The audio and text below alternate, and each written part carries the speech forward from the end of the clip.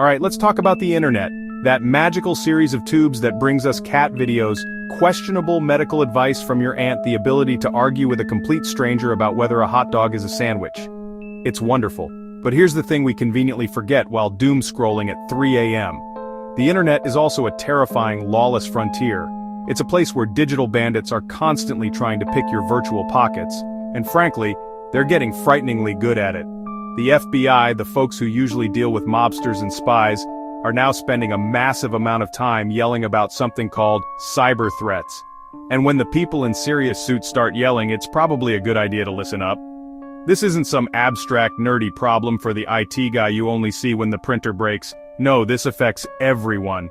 It affects you, your grandma who just discovered Emojis, that small business down the street that sells artisanal dog sweaters. Let's start with the big one, the digital equivalent of a mob shakedown, ransomware. Imagine you turn on your computer to see a terrifying message. All your files, your family photos, your work documents, your tax records, everything, are locked. You can't open them.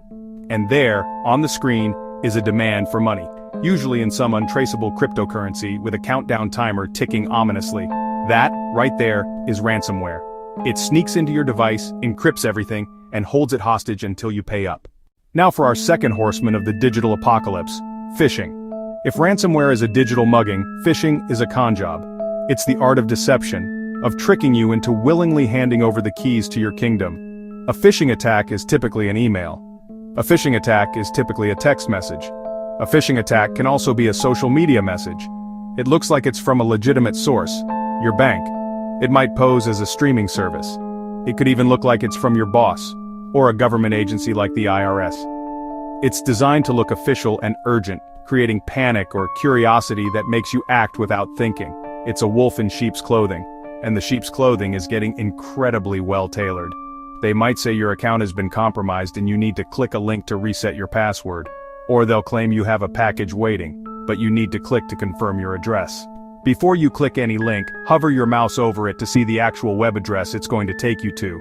And please, for the love of all that is holy, use multi-factor authentication. Our final threat is the most expensive one on the menu, business email compromise or BC. This is the big game hunting of the cybercrime world. Forget stealing a few $100s, BC aims for tens or even hundreds of thousands from a single transaction. This is a scam that specifically targets businesses, nonprofits, local governments, any organization that makes regular wire transfers. The FBI calls it the billion-dollar scam for a reason. It is alarmingly simple and relies on old-fashioned deception. Here's how it typically plays out. A scammer will hack into the email account, or spoof the email account, of a high-level executive like a CEO or a CFO. They then spend time silently observing. Posing as the executive, the scammer sends an urgent email to someone in finance or accounting. So there you have it, ransomware, phishing, BC, a terrifying trio of digital threats ready to ruin your day, your year, or even your business. It's easy to hear all this and want to throw your laptop into the sea and go live in a cabin in the woods. The only way forward is to get smarter and more vigilant. Being safe online is no longer a passive activity, it is an active, ongoing responsibility for every single one of us. First, use strong, unique passwords for every account. I know, it's a pain, but a password manager can remember them all for you. Second, turn on multi-factor authentication, MFA, everywhere it's offered. Third, be profoundly skeptical. And finally, back up your data, regularly. It's the digital equivalent of wearing both a belt and suspenders. Yes, you might look a little paranoid, but you can be sure your pants aren't going to fall down. Ultimately, your cybersecurity is in your hands.